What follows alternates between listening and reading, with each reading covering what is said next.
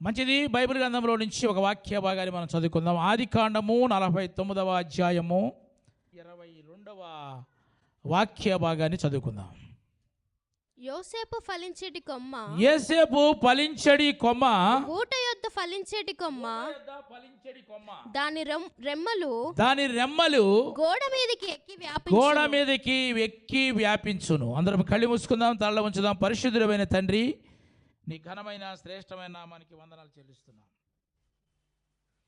ఇంతవరకు నాయనా నీ సన్నిధి మాకు తోడుగా ఉంచి మీరు మా ఎడల చూపిన కృపకే వందనాలు చెల్లిస్తున్నాం. కూడి వచ్చిన బిడ్డలందరినీ కూడా మీరు జ్ఞాపకం చేసుకోండి.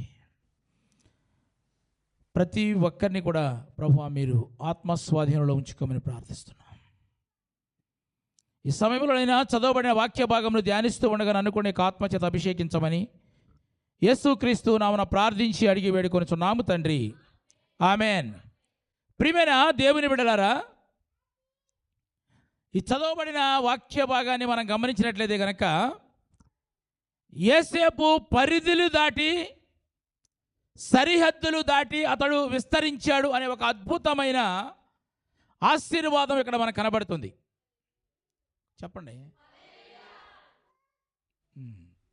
యోసేపు ఫలిస్తాడు. ఎంతవరకు ఫలిస్తాడంటే కనుక గోడల మీదకి ఎక్కి రెమ్మలు బహుదూరముగా వ్యాపించినంతగా అతడు ఫలిస్తాడు. ఆమేన్. ఈ ఫలభరితమైన యోసేపుకు సంబంధించి యోసేపు అలాగూ ఫలించడానికి ఒక ప్రధానమైన కారణం ఒకటి ఉంది. అక్కడ యోసేపు ఫలిస్తాడు. ఆ డోర్ పెట్టండి. చాలా ఎత్తుకు ఎదుగుతాడు, చాలా దూరం వ్యాపిస్తాడు అని చెప్పిన వాక్యము కూడా అతడు ఫలించడానికి కారణము కూడా అక్కడ చెప్పబడింది. కారణం ఏంటంటే కనుక అతడు ఓట యొద్ద ఉన్నాడు. స్తోత్రం చెప్పండి. అతడు ఓట యొద్ద ఉన్నాడు కాబట్టి అతడు ఫలించాడు. నా ప్రియమైన దేవుని బిడ్డలారా, ఓట అంటే ఏంటి? దేవుని యొక్క వాక్యము. దేవుని యొక్క వాక్యము దగ్గరకు వచ్చిన తరువాత మీరు ఫలించకపోతే, ఇదిగో గొడ్డలి చెట్ల వేరన ఉంది, జాగ్రత్త. నా ప్రియమైన దేవుని సంగమా, నా ప్రియమైన దేవుని బిడ్డరా, ప్రతి ఒక్కరికి ఈరోజు ఫలించాలని ఆశ ఉండటం సహజం. నేను ఫలించాలి ప్రభువా, నేను అభివృద్ధి పొందాలి ప్రభువా అని ప్రార్థన చేయటం కూడా మనకు అలవాటే. కానీ ఆ ఆశ నీ జీవితంలో నెరవేర్చబడాలి అంటే గనక నీవు ఒక శ్రేష్టమైన ఓట యొద్ద ఉండేలాగా ఒక నిర్ణయాన్ని తీసుకోవాలి. ఎక్కడికి వెళ్ళినా పర్వాలేదు అనేవాళ్ళు చాలామంది ఉంటారు. నీవు ఫలించాలి. యోసేపు వలే గనక నీవు కూడా పరిధులు దాటి సరిహద్దులు దాటి నువ్వు విస్తరించాలంటే గనక నీవు నీ నిర్ణయం ఎలా ఉండాలంటే గనక ఈ సంవత్సరాంతంలో ప్రియమైన దేవుని బిడ్డలారా, నేను ఓట వద్ద ఉండాలి. ఆ నిర్ణయము నీకు లేకపోతే కనుక నీ ఆశగానే మిగిలిపోతే, నీ ప్రార్థనగానే మిగిలిపోతే, నీ ఎంపిక సరిగా లేకపోతే కనుక నువ్వు ఎన్ని ప్రార్థనలు చేసినా, ఎంత ఆశ కలిగి ఉన్నప్పటికీ కూడా నువ్వు ఫలించలేవు. నేను బాగా ఫస్ట్ మార్కులతో నేను పాస్ అవ్వాలి అనుకున్న ప్రతి ఒక్కరు కూడా పుస్తకాల దగ్గరకు రాకపోతే ఎలా పాస్ అవుతాడు? నేను బాగా పాస్ అవ్వాలి, అందరూ ప్రార్థన చేస్తే మాత్రం ఏముంది? నువ్వు రావాలి కదా బుక్స్ దగ్గరికి. నా ప్రియమైన దేవుని బిడ్డలారా, నీకు ఎంత ఆశ ఉన్నప్పటికీ కూడా, నీవెంత ప్రార్థన చేసినప్పటికీ కూడా నీవు ఓట యొద్దకు చేరుకోకపోతే, వాక్యము దగ్గరకు నువ్వు రాకపోతే కనుక నువ్వు ఫలించలేవు. ఇక్కడ యోసేపు అంట ఫలించడి కొమ్మ. ఎక్కడ ఫలించడానికి గల కారణం ఏంటి? అతడు ఓట యొద్దకు వచ్చాడు కాబట్టి. ఆమేన్. నా ప్రియమైన దేవుని బిడ్డలారా, ఈరోజు మీరు చెప్పాలనుకున్న మాట ఏంటి? కానీ నీవు ఓట యొద్దకు వచ్చావు, మనందరం కూడా ఓట యొద్దకు వచ్చే వాక్యం దగ్గరకు వస్తున్నాం. మనము ఎంతవరకు ఫలించాము ఈ సంవత్సరం? ఫలాలు కావాలి కదండి. 3 సంవత్సరాల మట్టి చూశాడంట యజమానుడు. ఒక్క ఫలము కూడా లేకపోతే ఇది నరికివేయమని చెప్పాడు. ఒక్కసారి మన జీవితాల్లో మనం ఒకసారి పరిశీలన చేసుకోవాలి. ఆత్మ ఫలములు ఏమైనా ఫలించామా? ప్రేమించే మనసు, సమాధానంగా ఉండే మనసుము, పరిచర్య చేసే మనసు, ఏమీ లేకుండా నువ్వు ప్రార్థన చేసినంత మాత్రం ఉపయోగం లేదు. నువ్వు ప్రార్థన చేస్తే, నువ్వు ఒక నిర్ణయం తీసుకుంటే కనుక నీవు ఖచ్చితంగా ఓట యొద్దకు వచ్చిన నీవు ఖచ్చితంగా నువ్వు ఫలించాలి. అయితే ఓట యొద్దకు వచ్చిన నీవు ఫలించాలంటే కనుక మనం ఏం చేయాలి? ఈరోజు వాక్యంలోంచి మనం ధ్యానిద్దాం. వాక్యం దగ్గరకు వచ్చాం, మనం వాక్యాన్ని వింటున్నాం. మంచి వాక్యం చెప్తున్నారు పాస్టర్ గారు అనొచ్చు, మీరు కొంతమందికి నచ్చకపోవచ్చు. కానీ నచ్చిన నీవైనా సరే నువ్వు ఓట యొద్దకు వచ్చావు కదా, నువ్వు ఫలించాలంటే కనుక నువ్వేం చేయాలి? చదవండి. మొట్టమొదటిగా మత్తయి సువార్త 7వ అధ్యాయము 7వ వాక్య భాగం చదువుకుందాం. అడుగుడి మీకు ఇయ్యబడును, వెదకుడి మీకు దొరుకును. అడుగుడి మీకు ఇయ్యబడును, వెదకడి మీకు దొరుకును. తట్టుడి మీకు తీయబడును, తట్టుడి మీకు తీయబడును. చాలు. దీని అర్థం ఏంటి అంటే గనక అడిగితే ఇస్తాను, వెతికితే దొరుకుతాడు, తడితే గనక తీస్తాడు అని మనం అనుకుంటాం. అది కరెక్ట్ అయి ఉండొచ్చు నీ ఉద్దేశం ప్రకారంగా. కానీ ఇక్కడ అడగండి, వెతకండి, తట్టండి అని ప్రక్కనే ఎందుకు చెప్పాడంటే కనుక దీనికి ఒక ప్రొసీజర్ ఉందన్నమాట. దీనికి ఒక పద్ధతి ఉంది. అడగండి, వెతకండి, తట్టండి అంటే కనుక మీరు ఏది అడుగుతున్నారో దేవుని దగ్గర దానిని మీరు వెతకాలి. అడిగేది ఒకటి, వెతికేది ఒకటి. అయితే ఎలా ఫలిస్తావు? నువ్వు ఏది అడుగుతున్నావో దాన్ని వెతకాలి, ఏది వెతుకుతున్నావో దాన్ని నువ్వు చేరాలి. గట్టిగా చెప్తాం, స్తోత్రం చెప్పండి. నీవు అడిగేది ఒకటి, వెతికేది ఒకటి అయితే కనుక నువ్వెంత ప్రయాసపడిన వేస్టే. అంతేనా? మనము ఏమడుగుతున్న ప్రభా, నీ సింహాసనం కావాలి, నీ మహిమ కావాలి, నీ కిరీటం కావాలని భూ సంబంధమైన వాటిని ఎతికితే మనం ఎలా దొరుకుతాయి? మనకి అవన్నీ అక్కడ ఉండే కదా. అడిగేది అంటావు, నేను అక్కడ ఉండాలి ప్రభా, నాకు పరలోకం కావాలంటావు. ఎతికేది అంటో భూ సంబంధమైన వాటిని వెతుకుతావు నువ్వు. ప్రభావతి గారు, మనం అడిగేది ఒకటి, వెతికేది ఒకటి అయితే కుదరదు. నువ్వు ఏది అడుగుతున్నావో దానిని వెతకాలి. అంటే ఇప్పుడు గొంగట్లో కూర్చుని భోజనం చేస్తున్నావు అనుకోండి, గొంగడు కప్పుకున్నావు, చక్కగా తింటున్నావు, ఎంటుకలు పడుతున్నాయి అంటే మరి పడవా? నువ్వు కూర్చున్నదే అక్కడ, తినేదే అక్కడ. నీవు నిజంగా ఫలించాలని కోరుకుంటే గనక నీ భక్తి జీవితానికి, నీ విశ్వాస జీవితానికి, నీ ప్రార్థనా జీవితానికి ప్రియమైన దేవుని బిడ్డలారా, నీవు ఫలించాలని కోరుకుని అనుకుంటే గనక నీవు ఉబ్బుకుచున్న ఓట దగ్గరకు నువ్వు రావాలి, వాక్యము దగ్గరకు నువ్వు రావాలి. కాబట్టి నా ప్రియమైన దేవుని బిడ్డ, ఎక్కడో ఎండిపోయిన చోటకు వెళ్ళి, ఎక్కడో బిడిబారిపోయిన చోటకు వెళ్ళి, ఎక్కడో హారాను అనే చోటకు వెళ్ళి, ఎక్కడో మోయాబు అనే చోటకు వెళ్ళి నేను ఫలించాలంటే కనుక ఎలా ఫలిస్తావు నువ్వు? మనం ఎన్నుకునే స్థలం కూడా ఒకటి మంచిదై ఉండాలి కదా. నువ్వు ఎంత మంచి విత్తనం, ఎంత మంచి క్వాలిటీ విత్తనం వేసినప్పటికీ కూడా మంచి నేల మీద పడకపోతే అది ఫలించదు. మీరు గమనించండి నా ప్రియమైన దేవుని బిడ్డ, నువ్వు ఎక్కడ ఉన్నావు, నువ్వు ఎక్కడ నాటబడి ఉన్నావు, నువ్వు నాటబడిన స్థలము, నిలబడిన స్థలము ఓటగలిగిన స్థలమా, ప్రవాహము కలిగిన స్థలమా, సమృద్ధి జలము కలిగిన స్థలమా, నీవు తెలుసుకోవాలి. అది తెలుసుకోకపోతే కనుక మనము అక్కడ నిలిచి ఉండలేము.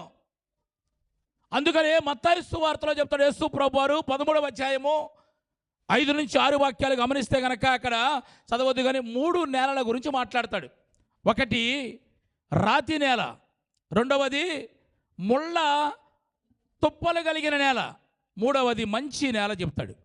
ఇది చెబుతూ ఏమంటాడంటే కనుక మంచి నేల మీద పడిన విత్తనములు 30దంతలుగా 60దంతలుగా ఫలిస్తాయంటాడు. దాన్ని పట్టుకుని మనం ఏమైనా ప్రార్థన చేస్తాం? 30దంతలుగా 60దంతలుగా 100అంతలుగా ఫలించాలని ప్రార్థన చేస్తే నీకు ఏది కావాలి అసలు కన్ఫ్యూజన్ అయిపోడు. దేవుడు క్లారిటీ ఉండాలి కదా నీ ప్రార్థనలో. నాకు 30దంతలు కావాలి ప్రభు అని అడిగితే ఇస్తాడు, అంతేనా? లేకపోతే 60దంతలు అడిగి ఇస్తాడు, 100అంతలు అడుగు అంటే ఏంటి? లాటరీ టైపులో 30దంతలైనా పర్వాలేదు నీకు, చెప్పండి. అలా ప్రార్థన చేస్తే ఎలా? అక్కడ ఆయన చెప్పాడు, అక్కడ సందర్భాన్ని బట్టి చెప్పాడు. ఎలా ఉంటే కనుక నీకేం కావాలి ప్రభు, నేను 100అంతలుగా ఫలించాలని ప్రార్థన చేసేవాడా? అంటే నువ్వు లాటరీ టైపులో ప్రార్థన, నీకు ఏది కావాలో నువ్వు అసలు నువ్వే కన్ఫ్యూజ్లో ఉంటే ఇచ్చే దేవుడు మనకి ఎలా ఇవ్వగలుగుతాడు? హన్నా దేవుని సన్నిధిలో ప్రార్థన చేసింది, కొడుకు పుట్టాడు. కొడుకు పుట్టిన తర్వాత అంటుంది, చదవండి సమూయేలు మొదటి గ్రంథము 1వ అధ్యాయం 20వ వాక్యం.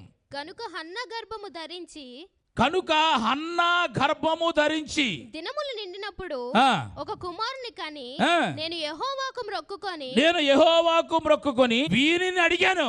వీనిని వీడిని అడిగింది అంటది. వానికి ఏమంటుంది? చాలు ఏమనంటుంది? వీడిని అడిగింది. నేను అడిగింది అంటే ఒక క్లారిటీతో ప్రార్థన చేసింది. నేను వీడిని అడిగాను, వీడినే దేవుడు ఇచ్చాడు. స్తోత్రం చెప్పు. అట్లా ప్రార్థన చేయాలి. వీడినే అడిగాడు. అడిగిందా లేదా? సమయాలు మొదటి గ్రంథంలో చూస్తే కనుక 1వ అధ్యాయం 19వ వాక్యం 18వ వాక్యం ఏముంది? నా శ్రమను చూసి నన్ను జ్ఞాపకం చేసుకుని నాకు ఒక మగ బిడ్డని ఇస్తే, స్తోత్రం చెప్పండి, అని ప్రార్థన చేసి క్లియర్గా ప్రార్థన చేసింది. మనం ఏమైనా ప్రార్థన చేస్తాం? పిల్లలు లేకపోతే ఎవరో ఒకరు ఇస్తే చాలు. నీకే క్లారిటీ లేకపోతే దేవుడు ఎలా ఇస్తాడు నీకు? నాకు కొడుకు నువ్వు ప్రభా, ఆ కొడుకు నేను సేవకుని చేస్తానంది. స్తోత్రం చెప్పు. అందుకే వీడినే అడిగా నేను అంటుంది. వీడే పుట్టాడు నాకు. స్తోత్రం. అంటే మన ప్రార్థనలో క్లారిటీ లేకపోతే గనక దేవుడు మనకు ఎలా అనుగ్రహిస్తాడు? మనమేమనుకుంటామంటే ఎక్కడైనా సరే దేవుడు కృప కలిగిన వాడండి, కనికరమ కలిగిన దేవుడు కదండి, ఎలా అడిగినా ఇస్తాడని నువ్వు అనుకోవచ్చు. ఇచ్చుండొచ్చు కూడా నీకు. నా ప్రియమైన దేవుని బిడ్డ, ఇది నేను ఇప్పుడు ఒకవేళ అలాగే ఆయన నిజముగా కనికరించే దేవుడు అయితే గనక, ఎక్కడైనా కనికరించే దేవుడు అయితే, చర్చికి రాకపోయినా కనికరించే దేవుడే అయితే గనక, ఇది నేను కోరిన స్థానం అని ఎందుకు చెప్తాడు? అక్కడ రాయబడిందా? ఇది నేను కోరిన స్థానము. చప్పటి కూడా దేవుని స్తోత్రం చెప్పు అని ఎందుకు చెప్తాడు? ఇంటి దగ్గర కూడా కోరిన స్థానం అని చెప్పొచ్చు కదా. మనం ఆలోచన చేయాలి. వాక్యం దగ్గరకు వచ్చిన తర్వాత నేను రాగను కానీ నువ్వు ప్రార్థన చెయ్యి, నేను మాత్రం తినేస్తాను కానీ మీరు మాత్రం ఉపవాసం ప్రార్థన చేయండి అంటే ఎట్టా? మరొక అవకాశం ఇచ్చాడు కదా మనకి. మరొక శుక్రవారం ఇంతవరకు ఉపవాసం లేని వాళ్ళందరికీ ఒక అవకాశం. అది ఉపవాసమే ఉండి రావాలని కూడా నేను చెప్పను, ఎందుకంటే నీ ఆరోగ్య పరిస్థితిని బట్టి నువ్వు. కానీ అది ప్రార్థనా కూడికగా భావించి నువ్వు దేవుని దగ్గరకు వస్తే కనుక, ఆ ఊట దగ్గరకు వస్తే కనుక, దేవుడు నువ్వు కోరుకున్నది దేవుడు ఖచ్చితంగా నీకు అనుగ్రహిస్తాడు. చాలామంది అనుకుంటారు దేవుడు సర్వాంతర్యామి, దేవుడు పక్షపాతం లేనివాడు, దేవుని కనికరమ కలిగిన వాడు, అబ్బా తండ్రి అంటే సహాయం చేస్తాడు. ఓకే, ఖచ్చితంగా ఇంతవరకు నీ సహాయం చేశాడు. నీకు సహాయమే కావాలా? ఇక దేవుని కృప నీకు అక్కర్లేదా? ఇక మరొక స్థానం లేదా? ఎంతవరకు పరిగెరుకుంటే పరిస్థితి మంది. బెత్లెహేమునకు వచ్చిన కొత్తలో రూత్ ఏం చేసింది? పరిగెరుకుంది. తర్వాత ఏమైంది? యజమానురాలుగా మార్చబడింది. చప్పటి కూడా దేవుని స్తోత్రం చెప్పు. అది ఆ ఆశయం ఉండాలి మనకి. ఎప్పుడు నేను కూర్చునేనలా వాక్యం, నేను కూడా వారం వాక్యం చెప్తా. ఆశ మనకు ఉండాలి. ప్రారంభంలో మనకు తెలియదు, ప్రారంభం నిలబడటం రాదు, ప్రారంభంలో పాటలు పాడటం రాదు, ఆరాధన చేయడం రాదు. మరి రాను రాను ఎప్పుడు ఇక అదే పరిస్థితి. ఎలా నువ్వు ఫలిస్తావు? ఓట దగ్గరకు వచ్చిన నువ్వు నిజముగా ప్రియమైన దేవుని బిడ్డలారా, దేవుని కాపరికత్వం నుండికి వచ్చినప్పుడు మనం పచ్చిక బయలులో శాంతికరమైన జలముల యొద్దకు నీతి మార్గములో దేవుడు నడిపించాడు. తరువాత ఏం చేయాలి? మనము గాఢాంధకారపు లోయలు నడవడానికి కూడా ఇష్టపడాలి. ఇంతవరకు ప్రభు పచ్చికల చోట నన్ను పరుణ చేసావు, కావలసినంత మేత పెట్టావు, నాకు తిన్నాను బాగా ఈ సంవత్సరం అంతా. స్తోత్రం చెప్పండి.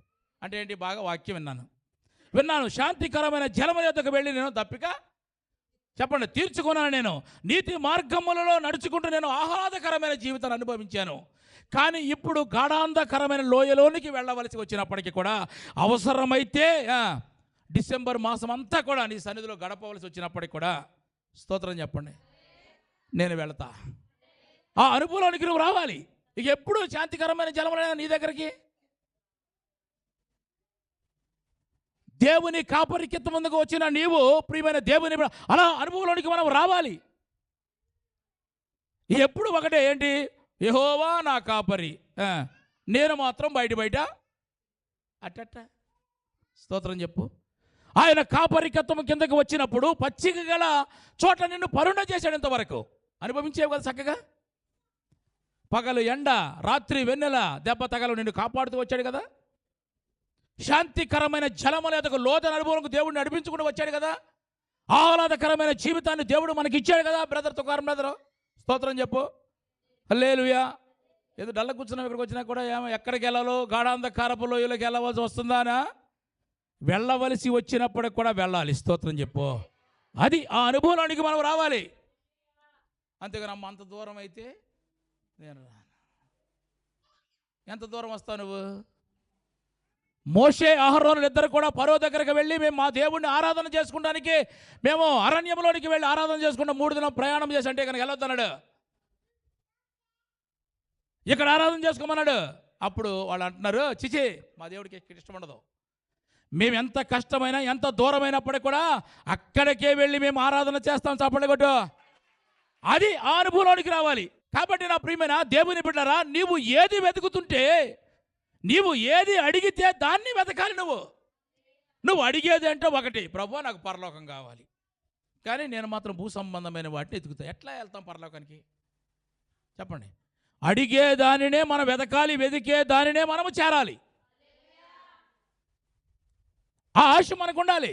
ఓట ఎద్దకు వచ్చావు, వాక్యం వింటున్నావు, నువ్వు ఎంతవరకు ఫలభరితంగా ఉన్నావు? యేసేపు ఫలించాడు కొమ్మ. కారణం ఏంటంటే కనుక అతడు ఓట ఎద్దకు వచ్చాడు కాబట్టి ఫలించాడు.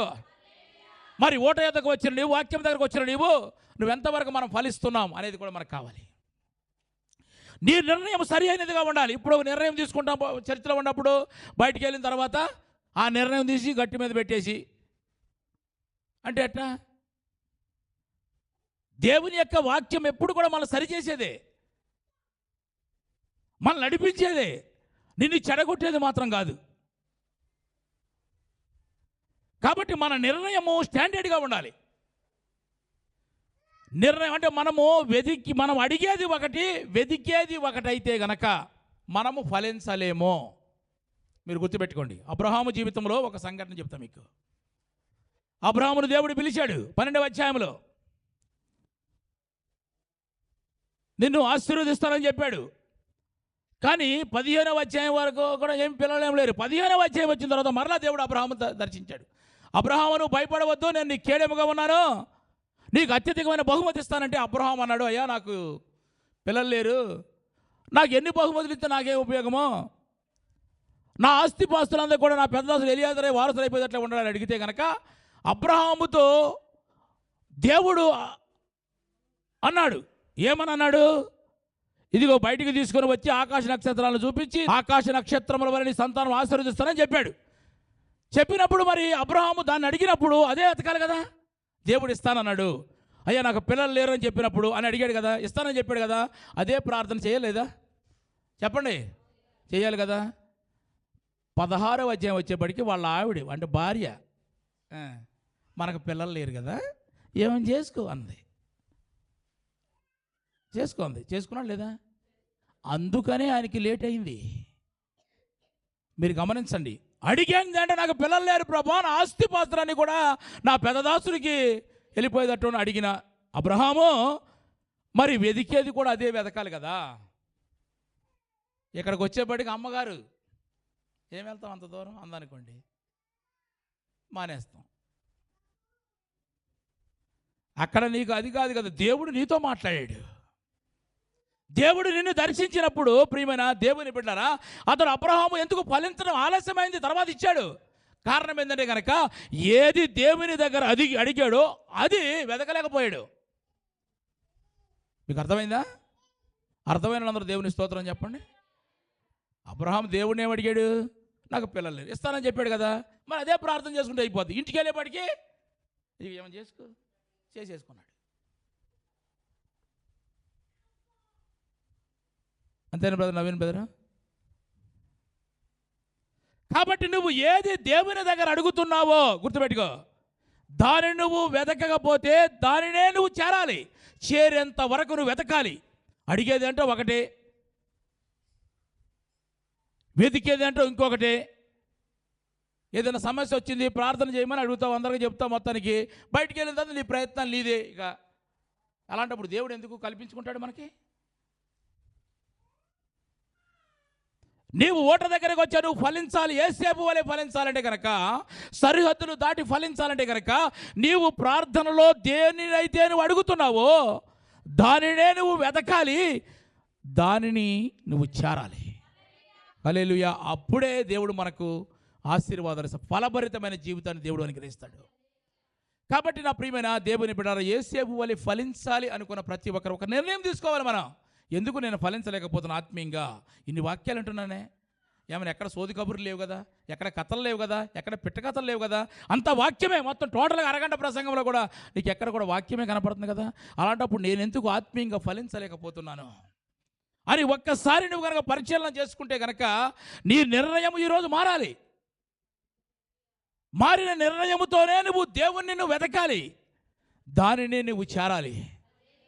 చేసినా చేయకపోయినా వచ్చినా రాకపోయినా ఫలిస్తామంటే కుదరదు. ఆయన కరికరము కలిగిన దేవుడే, మంచి దేవుడే. కానీ ఇది నేను కోరిన స్థానం అని దేవుడు ఎందుకు చెప్పాడంటే కనుక ఇది ప్రత్యేకమైన స్థానం, ఇది స్థలం, ఇది ఇక్కడికి నువ్వు రావాలి. కాబట్టి నా ప్రియమైన దేవుని బిడ్డలారా, మనం ఏది అడుగుతున్నామో దేవుని దగ్గర దానినే మనము వెతకాలి. రెండవదిగా మరొక మాట చదువుకుందాం. కీర్తన గ్రంథం మొదటి వాక్యం. దుష్ట ఆలోచన నడువక, దుష్టుల అంతనా, దుష్టుల ఆలోచన చొప్పున నడువక, దుష్టుల ఆలోచన చొప్పున నడువక, పాపుల మార్గమున నిలువక, పాపుల మార్గమున నిలువక, అపహాసులు కూర్చున్న చోటున కూర్చుండక, అపహాస్యకులు కూర్చుండు చోటు కూర్చుండక, యెహోవా ధర్మశాస్త్రమునందు జగత్ యెహోవా ధర్మశాస్త్రమునందు దివారాత్రములు ధ్యానించువాడు ధన్యుడు. ఆమేన్. కొంచెం గట్టిగా చెప్పండి, వెనక మనోళ్ళు కూడా చెప్పచ్చు. చెప్పండి గట్టిగా, హల్లెలూయా. ఇక్కడ మీరు గమనించాలి, ఇక్కడ ఏంటంటే కనుక ఉదయమనే లేస్తారు. అందరూ లేస్తారా? మధ్యాహ్నం లేస్తారు మీరు? ఉదయం లేమంటేనండి బాబు ఎట్లా 9 గంటలకు వచ్చాం అంటారా? ఉదయమున లేచి ప్రార్థన చేసుకుని బైబిల్ చదువుకుని వారు కూడా దుష్ట ఆలోచన ప్రకారం నడిచేవారు చాలామంది ఉన్నారు. మీకు అర్థమైందా? ప్రొద్దున్నే లెగుతావు, భక్తుడిని అంటావు, ప్రార్థన చేస్తావు, బైబిల్ కూడా చదువుతావు. బయటికి వెళ్ళిన తర్వాత దుష్ట సంబంధమైన ఆలోచనలతో బ్రతికేవారు ఈరోజు చాలామంది ఉన్నారు. ఒక నిర్దోషికి ఎలా నష్టము కలిగించాలని ప్లాన్ చేసేవాళ్ళు చాలామంది ఉన్నారు. కాబట్టి నా ప్రియమైన దేవుని అంటే ప్రార్థన చేయటం, బైబిల్ చదవడం అనేది ఆనవాయితీగా మారిపోయింది. వాళ్ళకి అంతరంగములో మార్పు లేదు. కాబట్టి అలాంటి వారి మన గురించి ఈ లోకం ఏమనుకుంటుంది? నువ్వు ప్రార్థనకి వెళ్తున్నావు కదా, నువ్వు దేవుని నమ్ముకున్నావు కదా, నువ్వు ప్రార్థన చేస్తున్నావు కదా, నువ్వు అలా ఉండకూడదు కదా, నువ్వు అలా మాట్లాడకూడదు కదా వాళ్ళు అంటారు మన గురించి. అంటారు లేదా? వాళ్ళు అంటారు, నువ్వు ప్రార్థనకు వస్తున్నావు, నువ్వు ఇలా మాట్లాడుతున్నావు ఏంటి అని వాళ్ళు అంటారు. అంటే వాళ్ళకి దేవుని దగ్గరికి వచ్చే వాళ్ళు ఎలా ఉండాలో రాని వారికి తెలుసండి. మీకు అర్థమైందా? రాని వాళ్ళే అనుకుంటారు మన దగ్గరికి, మన గురించి. నువ్వు ప్రార్థనకి వెళ్తున్నావు అట్టండు ఏంటి, ఇన్ని అబద్ధాలు చెప్తున్నావు ఏంటి, అరే సొత్తని అబద్ధం ఆడేసాడండి వీడు అని అంటారు. అంటే ఏంటి? దేవుని దగ్గరికి వచ్చేవాళ్ళు, ప్రార్థన చేసేవాళ్ళు, వాక్యం చదివేవాళ్ళు ఎలా ఉండాలో రాని వాళ్ళకి తెలుస్తుంది ఈరోజు. కాబట్టి ఇక్కడ ప్రియమైన దేవుని బిడ్డలారా, అంటే దుష్టుల ఆలోచన చొప్పున నడవక, పాపుల మార్గమున నిలువక, అపహాస్యకులు కూర్చుండు చోటు కూర్చుండక, యెహోవా ధర్మశాస్త్రము నందు దివారాత్రములు ధ్యానించేవాడు ధన్యుడు. అంటే గనక నీవు ఫలించాలంటే గనక ఈ దుష్టుల ఆలోచనను విడిచిపెట్టాలి. నువ్వు ఎప్పుడు విడిచిపెట్టాలి? యెహోవా ధర్మశాస్త్రము దగ్గరకు రాకముందే ప్రార్థన చేస్తావా? లేచి ఆ ప్రార్థనలోనే విడిచిపెట్టి చేయాలి. ధన్యుడు అని చెప్తే అప్పుడు చెప్తాడనమాట, అతడు నీటి కాలవల ఎవరైనా నాటబడిన వాడై తన ఆకువాడక తన కాలమందు ఫలమిచ్చు చెట్టు వలె ఉంటాడని చెప్తున్నాడు. అంటే దుష్టుల ఆలోచన విడిచిపెడితేనే నువ్వు ఫలిస్తావు అని ఇక్కడ చెప్తుంది వాక్యం. అసలు దుష్టుడు ఎవడో మీకు తెలవాలి ముందు. నేనైతే దుష్టుడిని కాదు అని మీరు అంటారు. ఓకే, మనందరం ఇక్కడ అందరం హల్లెలూయా చెప్దాం, స్తోత్రం. అసలు దుష్టుడు ఎవరు, సాతానుడు ఎవరు అనేది కావాలి కదా మనకి. వాడి ఆలోచన ఎప్పుడు కూడా ఎలా ఉంటుందండి కనుక ఇచ్చిన దానితో తాడు తృప్తిపడ్డావు. అర్థమైందా? తృప్తిపడు కదా. యేసు ప్రభు కుర్చీ మీదే కన్నేసాడు. వాడికి దేవదూతలందరి మీద పెద్దగా చేశాడు, అభిషేకించి వాడిని పాస్టర్గా చేసాడు. స్తోత్రం చెప్పండి. కానీ తృప్తి పడలా. వాడు కన్నంత ఎక్కడ పడింది? వాడు దుష్ట సంబంధి. వాడిని నువ్వు విడిచిపెట్టగలిగితే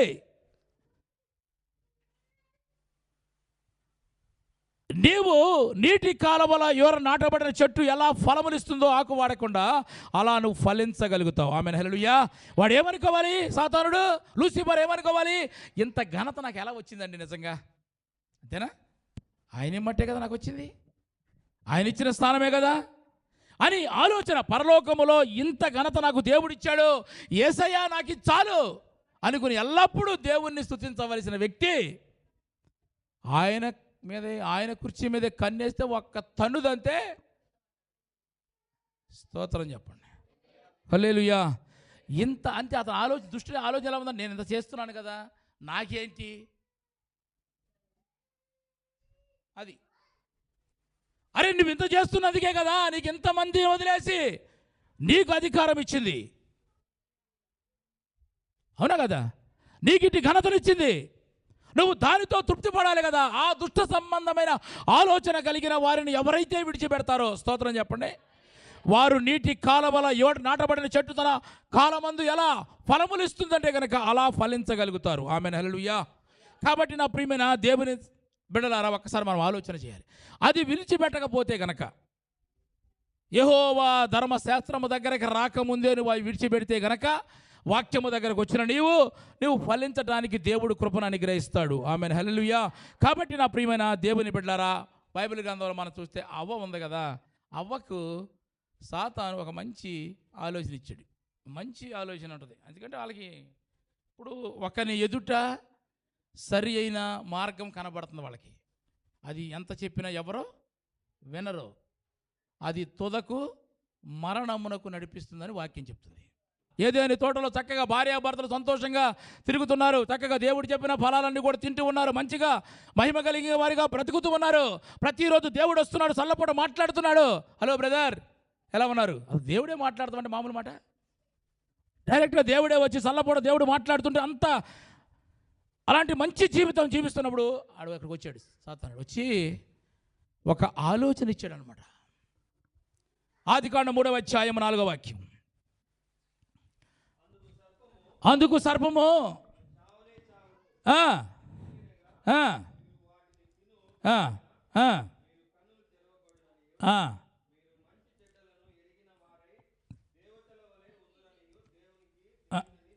చాలు ఏమన్నాడు? మీరు తినుదినబురా మీరు సావనే సావరు. దేవుడు ఏం చెప్పాడు? మీరు అన్ని చెట్ల ఫలాలు తినండి కానీ తినొద్దని చెప్పాడు. సాతాను ఏం చెప్పాడు? దేవుని మాటే అబద్ధం అన్నట్టుగా చెప్పేశాడు. ఇప్పుడు మనం ఎంత చెప్పినప్పటికి కూడా కొంతమందికి ఏమీ ఉండదు. ఎందుకో ఎవరన్నా ఒక మాట బయట ఊరోళ్ళు వచ్చి చెప్తే అది ఇది అన్నారు అనుకోండి, మొత్తానికి అక్కడ అట్టుపండు ఎత్తున్నారు అంటే ఈ 2 రోజులు ప్రార్థన చేసి వదిలిపెట్టేసి అక్కడ అట్టుపండు తింటా పోతాడు. అట్టుపండు ఎక్కడ కూడా దొరుకుతుందండి, ఆ షాపులో దొరకదా? మీరు ఆలోచించండి.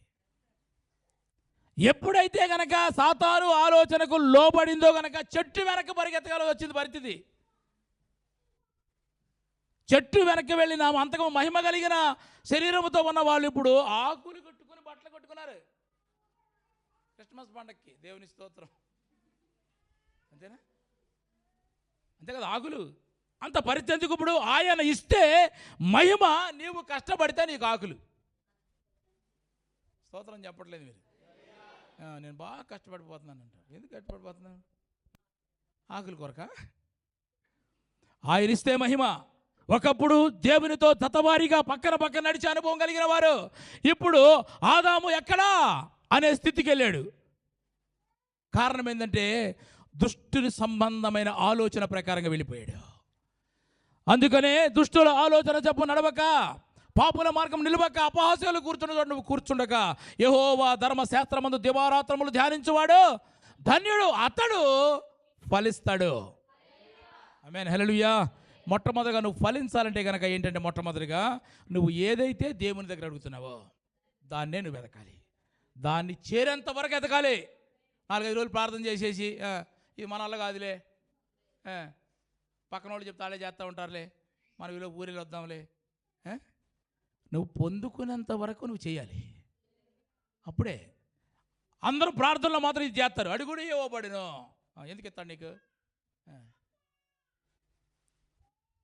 వెదకుడి దొరుకును, తట్టుడి ఇచ్చాడా? మరి ఇప్పుడు తట్టావా? ఇది ప్రొసీజర్. అది నువ్వు అడిగిన దాన్ని వెతకాలి, వెతికిన దాన్ని చేరేంత వరకు నువ్వు దాన్ని పొందుకునేంత వరకు వెతకాలి. రెండవది ఏంటంటే దుష్ట సంబంధమైన ఆలోచన విడిచిపెట్టాలి. అది నీ కరెక్ట్గానే ఉంటుంది, కానీ చివరకు అది నీకు మరణమునకు తీసుకుని వెళ్ళక ముందే నువ్వు దేవుని యొక్క ధర్మశాస్త్రం దగ్గరకు వచ్చిన నీవు నా ప్రియమైన దేవుని బిడ్డలారా, ఉదయం లెగుస్తున్నావు, ప్రార్థన చేస్తున్నావు, వాక్యం చదువుతున్నావు, నీ అంతరంగంలో మార్పు లేకపోతే ఇకెందుకు ప్రార్థన చేసి? మన గురించి అంటే వాళ్ళు అట్ట మాట్లాడుకుంటారు, ఈయన ప్రార్థనకి వెళ్తాడు కదా, ఈయన ఇట్టుండొద్దు కదా అని వాళ్ళు అనుకుంటాం ఏంటండి మన గురించి. కాబట్టి నా ప్రియమైన దేవుని బిడ్డలారా, దుష్టుని యొక్క ఆలోచన ఎవరైతే విడిచిపెడతారో, ధర్మశాస్త్రం దగ్గరకు రాకముందే విడిచిపెడతారో, వారిని దేవుడు ఖచ్చితంగా ఫలభరితంగా చేస్తాడు. ఆమేన్, హల్లెలూయా. ఇవన్నీ మారిన తర్వాత చదవండి, చివరి మాట చదువుకుందాం. కీర్తన గ్రంథం 1వ అధ్యాయం 2వ వాక్యం ఏముందంటే కనుక మరలా చదువుదాం. యెహోవా ధర్మశాస్త్రమునందు యెహోవా ధర్మశాస్త్రమునందు ఆనందించుచు ఆనందించాలంట. ఆమేన్. ధర్మశాస్త్రములో ఏముంటాయి? ఆయన ఆజ్ఞలు ఉంటాయి. ఈరోజు ఆయన ఆజ్ఞలలో నేను ఆనందిస్తున్నాను అనేవాళ్ళు ఎవరైనా ఉంటే దేవునికి స్తోత్రం చెప్పండి. ఏంటి? ఆజ్ఞలలో ఆనందం కావాలి మనకి, అది చేయాలి. దుష్టిని విడిచిపెట్టేసే మంచిదే, ఆయన ఆజ్ఞలలో మనం ఆనందించాలి. నువ్వు ఏదైనా చెప్పు ప్రభా, నేను చెప్పండి అనే దగ్గరికి రావాలి. ఆమేన్. ఊకే బతునాడేవారం కాదు, ఇక ఆయన ఆజ్ఞలలో ఆనందించి. ఎందుకంటే కనుక ఆయన ఆజ్ఞలలో మనం ఆనందించడం అంటే కనుక చదవండి, 112వ కీర్తనలో ఏముందంటే కనుక మొదటి వాక్యం, యెహోవాను స్తుతించుడి, యెహోవాయందు భయభక్తులు గలవాడు ఆయన ఆజ్ఞలను బట్టి ఆయన ఆజ్ఞలను బట్టి అధికముగా ఆనందించువాడు ధన్యుడంట. అది ఆయన ఆజ్ఞల్ని బట్టి మనం అధికముగా ఆనందించాలి, వాడు ధన్యుడు అని చెప్తూ 119వ కీర్తన 3వ అధ్యాయంలో చూస్తే 3వ వచనంలో 119వ కీర్తన 32వ వాక్యం చదవండి.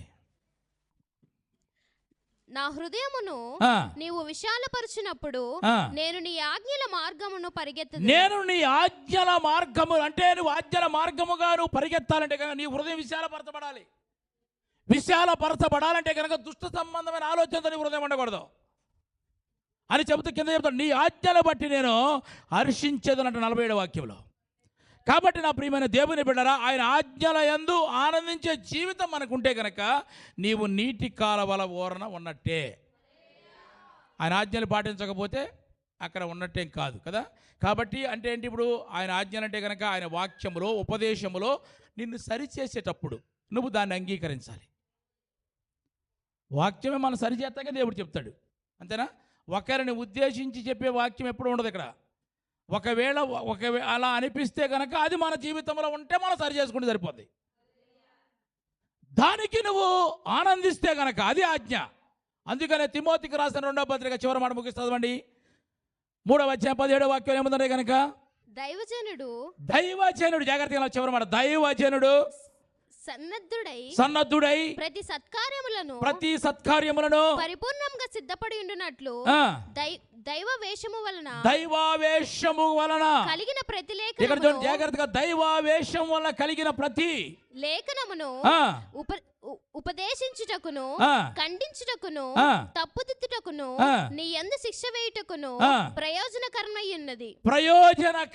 ఉన్నది అంటున్నాడు. ఆమేన్, హల్లెలూయా. అంటే దైవజనుడు దేవుని వాక్యము ద్వారా మనల్ని ఖండించడం వల్ల, మనల్ని సరిచేయటం వల్ల అంట ఎవరికి ప్రయోజనము? గట్టిగా చెప్పండి. ప్రయోజనకరమై ఉందంటున్నాడు. అది ప్రతి ఒక్కరు, నాకు కూడా ప్రయోజనకరమే. కానీ కొంతమంది ఖండించడం ఇష్టం ఉండదు అనమాట, గద్దించడం ఇష్టం ఉండదు. వాళ్ళకి పొగేయాలి, జీడిపప్పు తెచ్చి పొగేసి పొగడాలి. ఫలానా బ్రదర్ 10,000 ఇచ్చారు. ఈ పొగడతలో పొగిడేమనుకోండి, నీ ఆశీర్వాదాలు అక్కడ దాకా వెళ్ళవు. గుర్తుపెట్టుకోండి మీరు. కొంతమంది పొగడతలు కావాలి. ఇది పొగిడే సెక్షన్ కాదు, ఖండించి సరిచేసే సెక్షన్ ఇది. మళ్ళీ ఖండించడం వల్ల మనకు ప్రయోజనకరం అని చెప్తున్నాడు. ఆమేన్, హల్లెలూయా. దేవుని యొక్క మహాకృపను బట్టి ఇదిగో సెమీ క్రిస్మస్ ఆరాధన జరుగుతున్నాయి, బ్రదర్ ఫలానా బ్రదర్ ఒక 20,000 ఇచ్చాడు అని చెప్పామనుకో, అబ్బో, దానివల్ల నీకు ప్రియమైన దేవుని బిడ్డల పరలోకం నుండి ఫలం మాత్రం నీకు దొరకదు. గుర్తుపెట్టుకోండి మీరు. అందుకనే మనము యేసుప్రభువు ఏం చెప్పాడు? కుడి చేతిలో ఇచ్చింది అది, అంతే కదా. నువ్వు ఎంత ఇచ్చావో నీకు తెలవాలి, దేవునికి నీకు మధ్యలో అంతే. ఇలా పొగిడితే కనుక అది పరలోకంలో నీకు ప్రతిఫలం లేకుండా పోద్ది. కాబట్టి నిన్ను ఖండిస్తే కనుక అది నీకు ప్రయోజనకరంగా ఉంటుంది. చెప్పండి కూడా దేవుని స్తోత్రం చెప్పు. అది మనం సరి చేసుకోవాలి. వాక్యం అనేటప్పుడు వాక్యం చెప్పే నాకు కూడా, మీకు చెబుతున్న వాక్యం నాకు కూడా నేను ఎవరితో సహవాసం చేయాలి, ఫలభరితంగా ఉండాలంటే నా నిర్ణయం ఎలా ఉండాలి. నేను సేవకు రాకముందు నేను కూడా ఉద్యోగం చేసి వచ్చినాను. నేను నాకు ఇంతమంది ఉన్నారు బయట, ఇప్పుడు కూడా ఫోన్లు చేస్తారు, కానీ వాళ్ళతో ఎంతవరకు ఉండాలో అంతే. అంటే ఎవరు ప్రాముఖ్యం, ఎవరితో మనం సహవాసం చేయాలి. వాళ్ళు చాలా ఉపయోగపడిన వాళ్ళే. నాకు అందరితో సమాధానం కలిగి ఉండాలి, సహవాసం కూడా ఉండాలి, కానీ సమాధానం కూడా కలిగి ఉండాలి. కాబట్టి నా ప్రియమైన దేవుని బిడ్డలారా, మనము ఒక్కసారి మనం ఆలోచించాలి. దుష్టుని యొక్క ఆలోచన నుంచి మనం విడిపించగలిగితే, ఎప్పుడు ఉదయం లేచావు, ప్రార్థన చేసావు, వాక్యం చదివావు, అయినా సరే నువ్వు అట్టాగే ఉంటే ఇక శాతం ఎందుకు? ఆ టైం ఏదో వెళ్ళిపోతే ఏదైనా పని చేసుకుంటాం మనం. స్త్రీలు అయితే కనుక వాకలు తుడుచుకుంటారు, బట్టలు ఉతుక్కుంటారు ఆ టైంలో. మరి ఎంత చేసినా నీవు దాన్ని విడిచిపెట్టకపోతే మనం ఎలా ఫలిస్తాం? యేసేపు ఫలించాడు కొమ్మ, ఓట యొద్ద ఫలించాడు. స్తోత్రం చెప్పు. అంటే అతను ఫలించడానికి సరిహద్దులు దాటి, కొమ్మలు దాటి, గోడలు దాటి విస్తరించడానికి గల కారణం దేవుడికి వాక్యం ఏంటంటే కనుక అతడు ఓట యొద్దకు వచ్చాడు. ఓట యొద్దకు వచ్చిన మనము, వాక్యము దగ్గరకు వచ్చిన మనము, దేవుని సన్నిధికి వచ్చిన మనమందరం కూడా ఫలభరితంగా మనం ఉండాలంటే కనుక, అనేకులకు ఆశీర్వాదకరంగా ఉండాలంటే కనుక మనము ప్రార్థనలో ఏది అడుగుతున్నామో దాన్ని వెతకాలి, దాన్నే మనము చేరాలి. రెండవదిగా నువ్వు యెహోవా ధర్మశాస్త్రం దగ్గర రాకముందే నువ్వు దుష్ట సంబంధమైన ఆలోచనలు విడిచిపెట్టాలి. అప్పుడే దేవుడు ఫలభరితంగా మన జీవితాన్ని చేస్తాడు. అట్టి కృప దేవుడు మనందరికీ అనుగ్రహించును గాక. ఆమేన్. తల్ల వంచండి, ప్రార్థన చేసుకుందాం.